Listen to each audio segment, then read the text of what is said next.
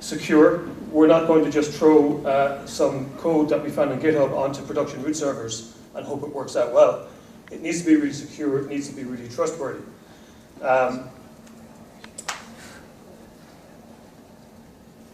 So in terms of the security that we've implemented in this, the first thing is it's naturally rate limited. So every query you throw into it gets cached for at least 1 minute. So you're going to hit the bird daemon only once per minute for a particular query.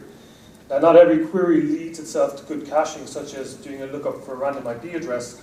So in that case, there's a secondary throttling, which is, I think it's limited to, by default, 20 requests per minute from a given client, but that can be configured.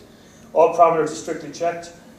We bundled the birdc wrapper so that you need root privileges, or at least you need bird privileges to query the bird socket. So there's a wrapper there that will securely let you do that with sudo from a web user. And birdc is only implemented in restricted mode, which means you can only run show commands. In terms of my own outlook for this, I'm hoping that this is a temporary project. I'd like to see the guys at Bird implement a native API that we can use rather than having to build our own around it. So just some of the capabilities in terms of what it will do. You can query the status, which is perfect for example, for Nagios. We can get all the protocol information.